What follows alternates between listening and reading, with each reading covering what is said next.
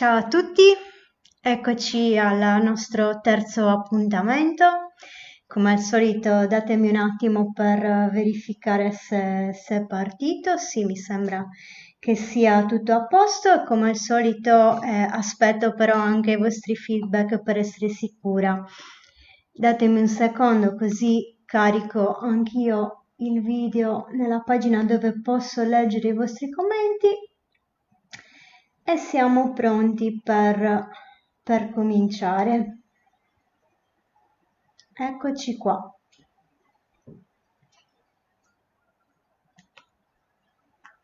Eccoci. Stasera vedo meno afflusso, non so, penso che sia colpa di Facebook che dopo un po' che si mettono post simili, come al solito abbassa tantissimo la visibilità dei post, quindi anche per questo vi ho scritto che se volete rimanere sempre aggiornati, mettete mostra per primi all'interno delle preferenze della pagina, quindi entrate su Salonia Sacra, mettete mostra per primi e ricevi notifiche, così state sicuri che quando pubblico un post, come in questo caso quelli dei seminari, lo vedete. In ogni caso vi ricordo che tutti i video restano sempre a disposizione, basta cliccare sulla sezione video e li trovate. Bene, frattempo che aspetto che si unisca ancora qualcuno, vi anticipo che proprio per questo motivo ho deciso di non fare più un video al giorno perché poi penso che alla fine lo vedrebbero davvero pochissime persone e quindi ho preferito rimandare il prossimo appuntamento a lunedì e tenere una cadenza di un giorno sì, un giorno no. Quindi la prossima settimana farò i mini webinar lunedì, mercoledì e venerdì. Nei prossimi giorni preparo anche un programma così saprete anche in anticipo gli argomenti di cui si parlerà. Bene, vedo che si sono unite un po' di persone, quindi possiamo anche incominciare. Il sacro nel quotidiano. Ok, anche questo è un argomento che poi approfondiremo nei prossimi incontri andando a vedere che cosa ci dice l'archeologia, cosa ci dice l'archeologia di quelle che erano le attività quotidiane e quali di queste possiamo in qualche modo associare alla sfera del sacro. Bene, ora provo anche tra l'altro a mettere la presentazione a tutto schermo così vediamo se riuscite anche a leggere meglio le slide. Ok, dovrebbe essere a posto. Vediamo. Scusate, devo aspettare qualche secondo perché la trasmissione è leggermente indifferita rispetto appunto a quello che dico in tempo reale. Comunque mi sembrava tutto a posto. Andiamo subito alla seconda slide e incomincio con la domanda che mi ha fatto ieri Asolina. Non so se Asolina in questo momento è collegata. Se non è collegata, spero comunque che vedrà questa puntata.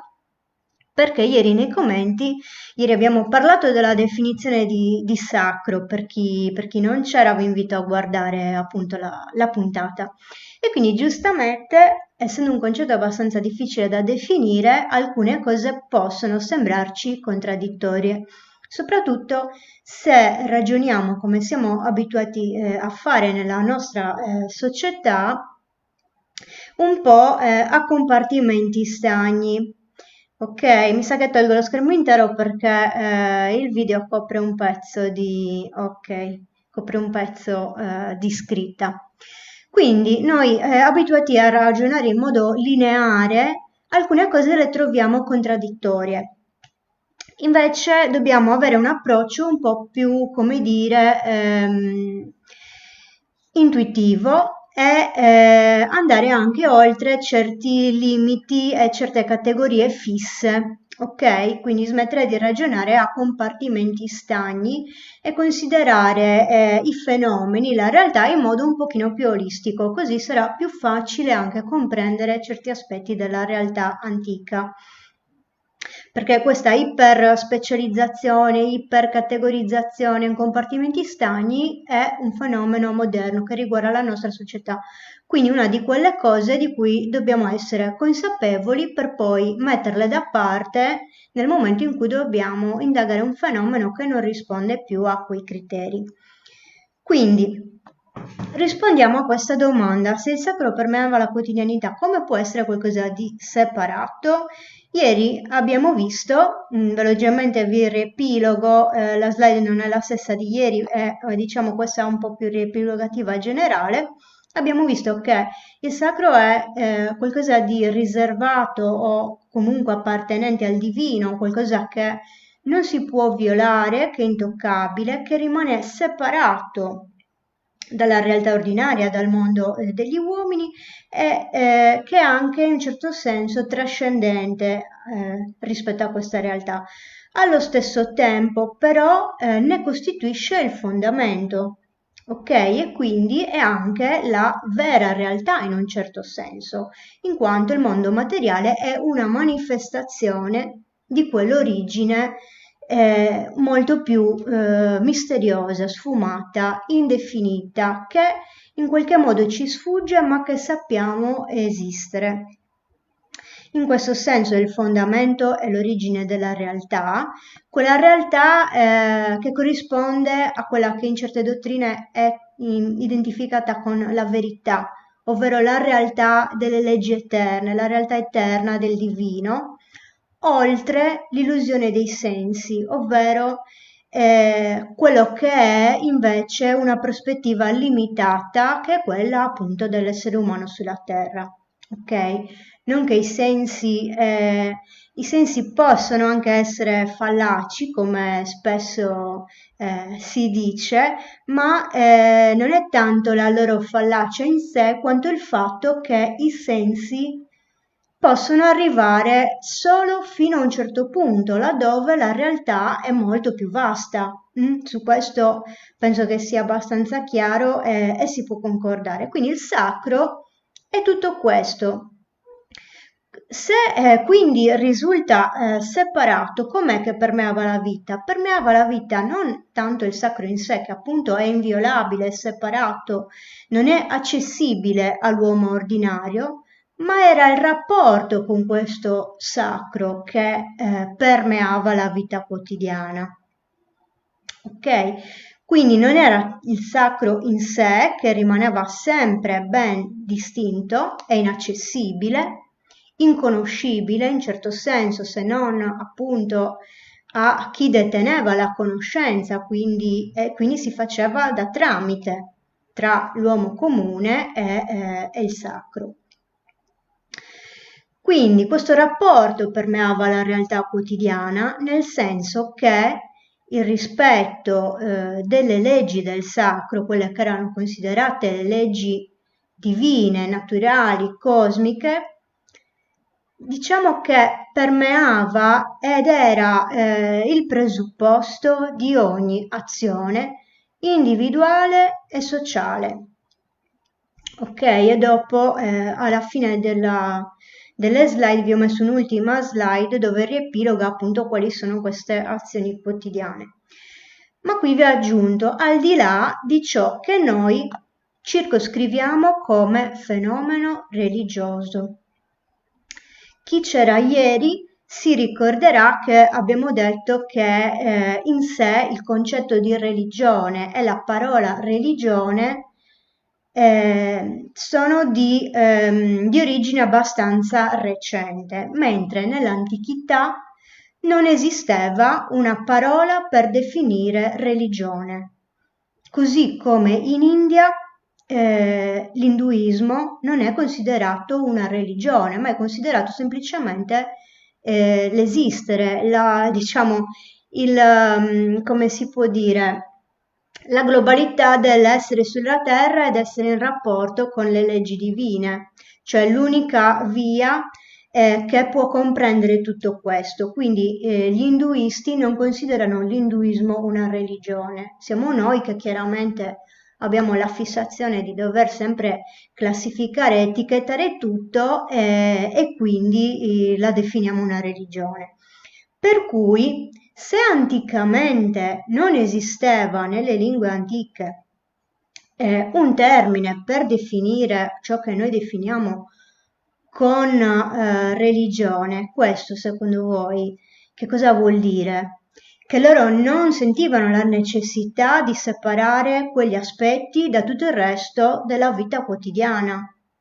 In questo senso si può dire che nella realtà antica non c'era distinzione tra sacro e profano, però attenzione perché ieri abbiamo visto che in realtà il sacro in sé è qualcosa di definito, ma il rapporto col sacro invece permea completamente il vivere quotidiano.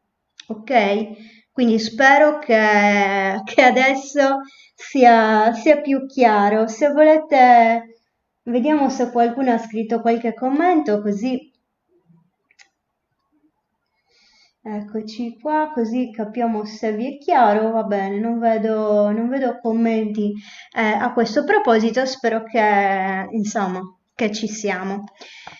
Quindi abbiamo detto, al di là di ciò che noi circoscriviamo come fenomeno religioso, perché nel momento in cui si è sentita la necessità di usare una parola per definire tutto ciò che noi definiamo religione, questo concetto noi lo applichiamo anche a realtà appunto che non sentivano però il bisogno di distinguere queste cose. Quindi è un qualcosa che noi facciamo a posteriori, che per carità ci aiuta nello studio, nell'analisi di questi fenomeni, però se vogliamo capirli meglio dobbiamo anche cercare di guardare con gli occhi degli antichi, altrimenti stiamo sempre facendo un'operazione di sovrapposizione dei nostri concetti, i nostri modi di vedere, i famosi pregiudizi di cui vi ho parlato la prima volta, che forzano entro i nostri schemi i fenomeni e così tralasciano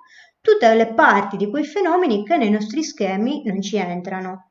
Ok? Quindi questo è molto importante da capire. Quindi che cosa si intende, che cosa intendiamo con religione? Ieri non ne abbiamo parlato, siamo limitati al concetto di sacro. Allora, aspettate un secondo che mi sono dimenticata di prendere l'acqua. Arrivo.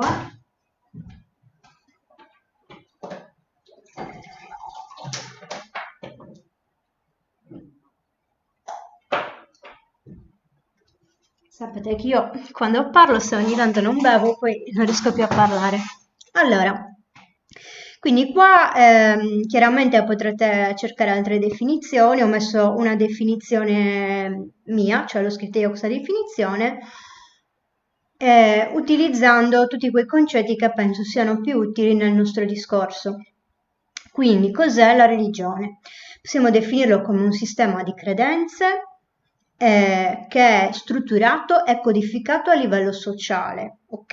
È importante, questo è molto importante perché non può esistere una religione se non esiste una società o quantomeno una comunità. Non esiste una singola persona che ha una religione, la religione è un fenomeno sociale, è un qualcosa che si condivide a livello collettivo per regolare in uno stesso modo proprio i rapporti tra la comunità e il sacro. Quindi come si esprime la religione? Si esprime attraverso il culto, attraverso la ritualità in senso più generale e attraverso regole comportamentali e sociali, quindi per esempio i famosi tabù alimentari, i rapporti matrimoniali e tutte queste cose qua sono regolate a livello religioso. Quindi da qui risulta anche la distinzione tra religione e culto, che in parte anche questi sono concetti che si sovrappongono, ma in parte hanno una sfumatura leggermente diversa. Infatti il culto potremmo dire che è una delle espressioni, ok, della religione. E come lo possiamo definire il culto? Il culto ci interessa parecchio, nelle prossime puntate parleremo di archeologia del culto, come vi ho anticipato il primo giorno. Il culto ci interessa perché proprio essendo proprio un insieme di pratiche, quindi di azioni concrete, ha lasciato anche delle testimonianze materiali, la più eclatante è sicuramente la costruzione di templi, ma anche di tutte le altre azioni che si svolgevano relative appunto a queste azioni cultuali. Quindi l'insieme delle pratiche rituali devozionali, ovvero del rapporto proprio tra il devoto e il sacro, la divinità, le divinità a seconda del tipo di culto, quindi è volta all'adorazione del divino, qua vi ho scritto diversamente identificato nelle diverse società, ok? Perché il divino può essere rappresentato da un qualcosa, un'entità che racchiude tutto, oppure può essere, come nella maggior parte delle religioni antiche, rappresentato in tanti modi diversi a seconda dell'aspetto specifico che si vuole considerare. Per questo noi parliamo di culti relativamente alle diverse divinità, quando, sempre appunto in ambito di studi moderni ovviamente, quando magari una stessa religione comprende parecchi culti, ok? Quindi, che ne so, nell'ambito della religione egiziana, che vabbè sicuramente è la più complessa religione antica esistente, c'erano i diversi culti che erano anche relativi a diverse tradizioni originarie, quindi per esempio il culto di Osiride, il culto di Ammone e così via, ok? Ma nell'ambito comunque di una dottrina che poi unificava tutto, che era quello che poi noi identifichiamo con la religione in senso più ampio. Scusate se vi riciclo continuamente questa immagine della ricostruzione del rituale del nuraghe su mulino, ma come forse sapete mi piace molto perché è una delle poche immagini di ricostruzione precisa di un rituale nuragico, appunto che si svolgeva all'interno di questo nuraghe, e trovo anche che il disegno renda abbastanza bene, poi la commenteremo quando parleremo più nello specifico proprio dei rituali e dei culti nell'epoca nuragica. Ecco, quindi riprendendo il filo del discorso, questa parola culto, anche questa è una parola che noi appiccichiamo come un'etichetta alla realtà antica quando identifichiamo tutta una serie di pratiche o di azioni che sono rivolte a un soggetto divino, potremmo dire così. Ma attenzione, vi ricordate il percorso pieno di trabocchetti di cui vi parlavo il primo giorno? Attenzione, perché non sempre ci azzecchiamo e non sempre lo usiamo in modo proprio. Vi faccio solo un esempio, di cui appunto parleremo più approfonditamente più avanti. Mi scuso se vi faccio molti rimandi, ma come sapete questi sono degli incontri di mezz'ora, per cui ogni giorno possiamo parlare di una cosa alla volta. Ad esempio, se io parlo di culto delle acque, secondo voi esisteva realmente un culto delle acque? Punto interrogativo. Secondo voi i nuragici lo chiamavano culto delle acque?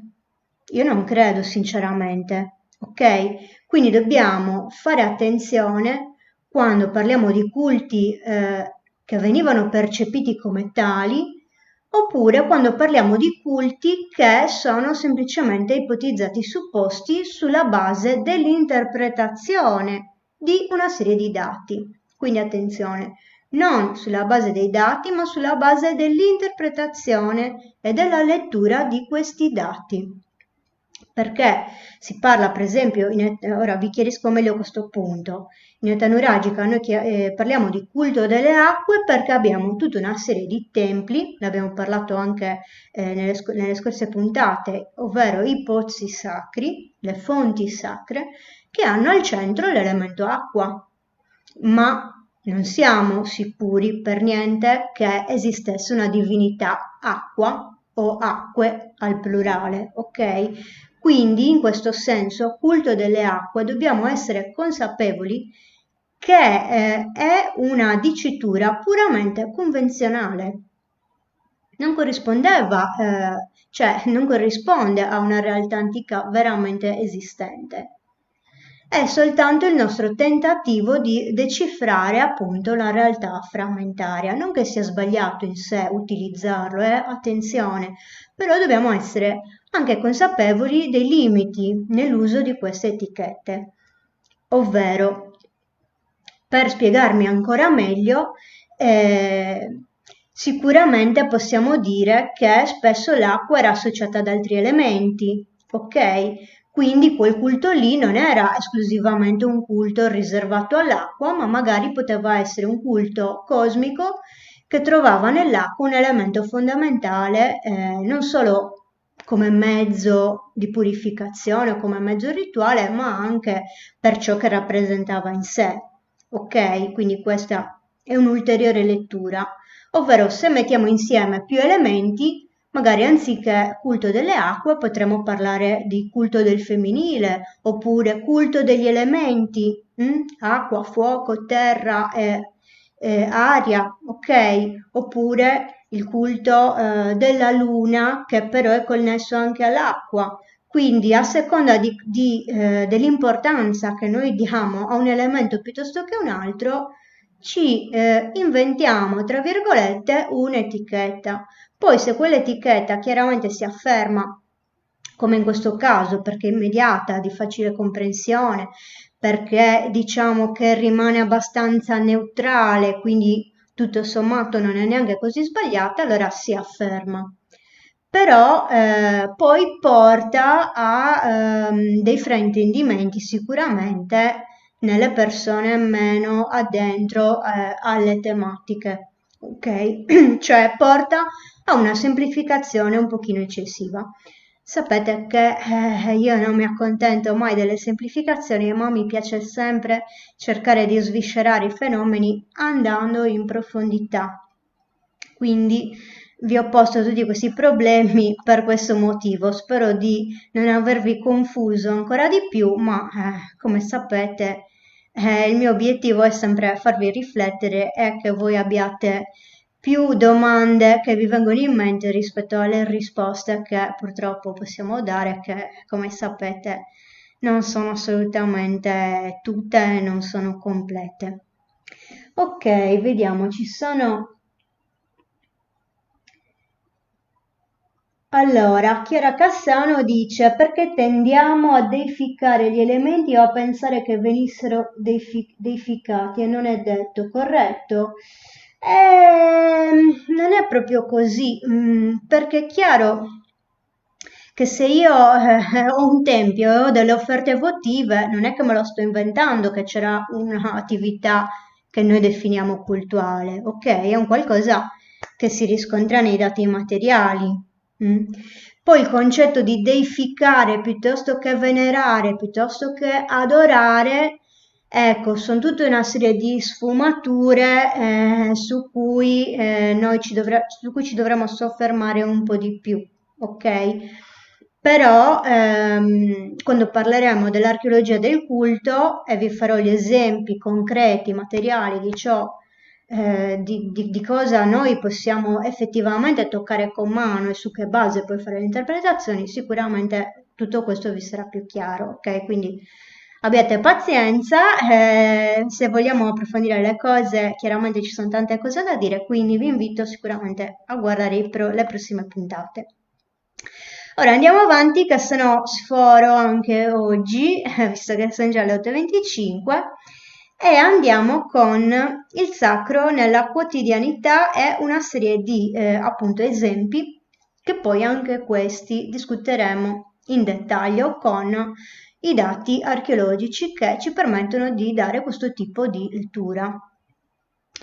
Quindi abbiamo visto che la quotidianità era, diciamo, permeata dal rapporto col sacro, ovvero le azioni quotidiane venivano fatte in un certo modo affinché rispettassero queste regole, queste leggi. Ad esempio, le azioni legate alla produzione del cibo, dall'agricoltura che veniva regolata nei suoi cicli, ovviamente non soltanto dal tempo e dalle stagioni intese in modo naturale, ma dalle stagioni collegate comunque all'aspetto cosmico, all'aspetto divino. Quindi in corrispondenza dei vari momenti importanti dell'anno agrario si svolgevano precisi rituali, precise feste, volte non soltanto a propiziare, a propiziare che tutto andasse per il meglio, ma c'era proprio la convinzione che se le cose non venivano fatte in quel determinato modo, cioè rispettando quei cicli, rispettando quei tempi, non potevano per forza di cose andare bene. Ok? Questo vorrei che fosse chiaro. E allo stesso modo per ciò che concerne gli altri aspetti, quindi anche le azioni legate alla produzione artigianale spesso erano inserite in un ambito sacro. In che senso? Nel senso che le produzioni artigianali anticamente spesso presupponevano una conoscenza e quindi anche il fatto di essere sotto la protezione magari di una determinata divinità o che comunque per essere detentori di quella conoscenza bisognasse compiere un determinato percorso. Per cui, ad esempio, abbiamo che la metallurgia, spesso in Sardegna, per farvi un esempio, si svolgeva in sempre, perlomeno da quello che possiamo dire in base ai rinvenimenti archeologici, nell'ambito dei santuari. Ok? Quindi c'è questo stretto legame anche tra la produzione artigianale e il sacro. Lo stesso probabilmente potremmo dire di altre produzioni. Ad esempio sappiamo che anche la produzione tessile veniva ritualizzata, non per niente i pesi da telaio venivano anche offerti come ex voto. Ma non solo queste azioni, anche per esempio quelle legate agli scambi. Per gli scambi c'era tutta una cerimonialità molto complessa, che è quella che viene definita come gli scambi dei doni, che anche quella veniva sempre svolta sotto l'auspicio divino, quindi stringendo dei patti che venivano però convalidati mettendosi sotto la protezione di una divinità o di più divinità anche.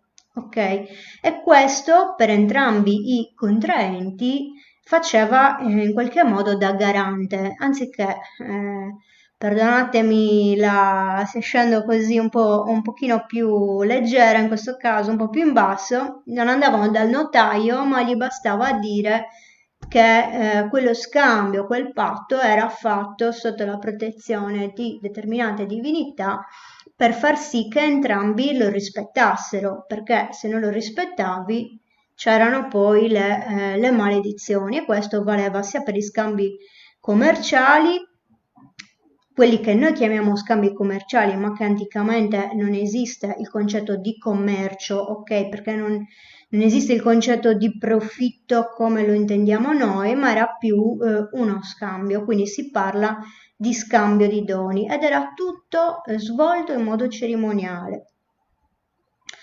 Ma anche gli eventi legati al ciclo biologico umano, ok? Quindi in particolare la riproduzione, la nascita, la morte, chiaramente ancora oggi la morte per esempio è sempre nell'ambito del sacro, la nascita un po' meno, nel senso che può essere più un sentimento nostro che la consideriamo un momento sacro, ma come dicevo anche qualche giorno fa è desacralizzata, ok? Anche se magari facciamo ancora la cerimonia del battesimo e così via, però è un altro discorso. Io parlo proprio dell'evento legato alla biologia umana, così come il divenire adulti e quindi i cosiddetti riti di passaggio, anche questi sono in un ambito sociale, ma legato comunque all'aspetto del sacro, all'aspetto della religione.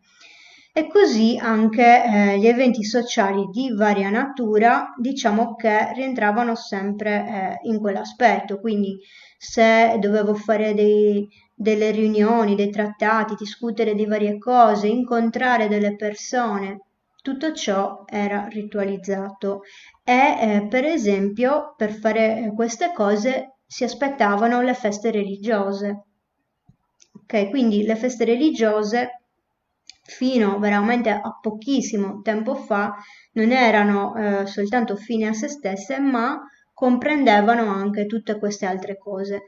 Cioè si aspettava di poter inserirsi, ecco, in questa, come dire, in quest'aura che era data dalla festa religiosa, dalla protezione divina, dalla consapevolezza di fare le cose nel modo corretto rispetto alle leggi del sacro.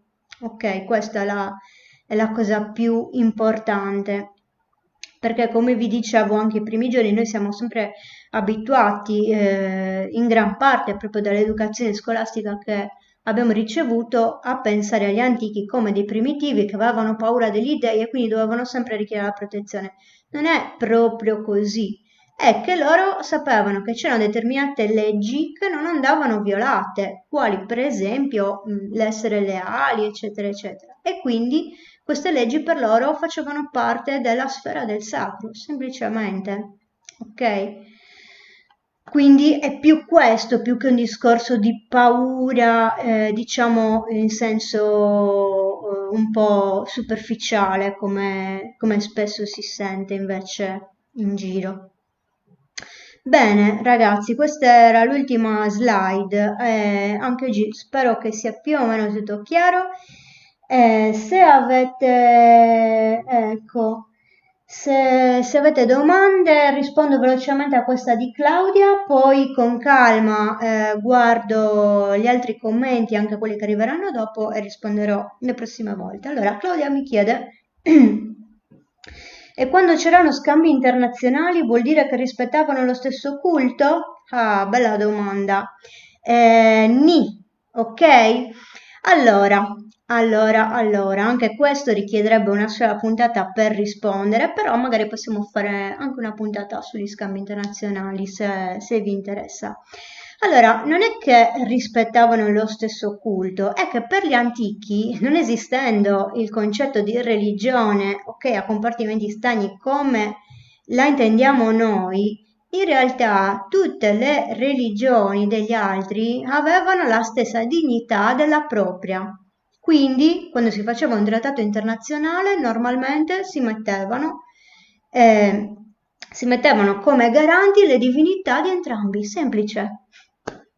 Cioè, quello che a noi può sembrare strano, invece loro in queste cose erano molto più immediati, molto meno, come dire, esclusivisti, no? Da questo punto di vista, proprio perché avevano la consapevolezza che in realtà il sacro cioè è comunque un qualcosa di più generale, quindi anche proprio avevano la consapevolezza che tutti questi modi, no, di chiamare le divinità, di rappresentarle, erano semplicemente degli aspetti di una stessa realtà divina che era la stessa per tutti quanti.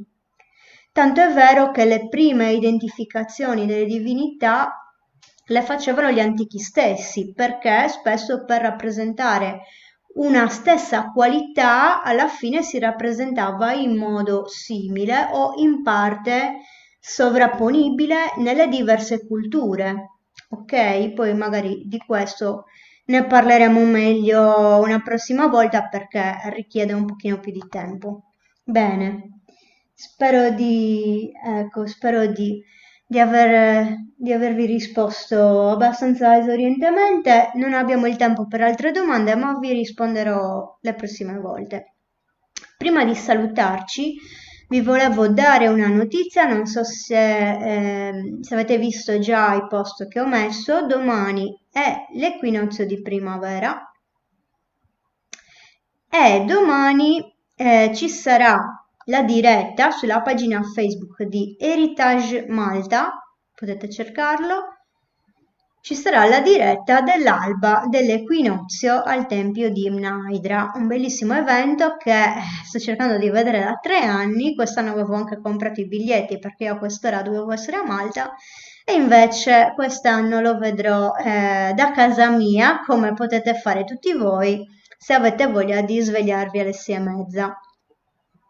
È una bella occasione, chiaramente penso che il video non lo tolgano, quindi si potrà vedere anche dopo le 6:30, però diciamo che è bello vederlo in diretta, immaginare un po' di essere lì e ricordarsi che appunto domani inizia una nuova stagione, quindi quale simbolo più bello per cercare un po' di uscire da questo momento come il sole che sorge, una nuova stagione che speriamo ci porti anche la fine di questa situazione. Come vi dicevo, quindi insomma, guardatelo, ve lo consiglio. Come vi dicevo all'inizio,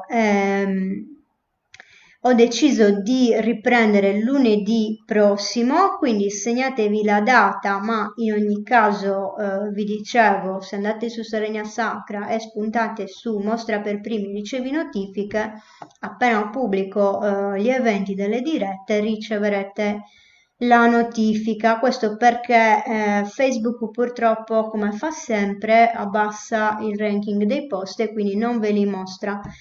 Ok, per cui segnatevi la data, sempre alle ore 20, ci vediamo il 23 marzo.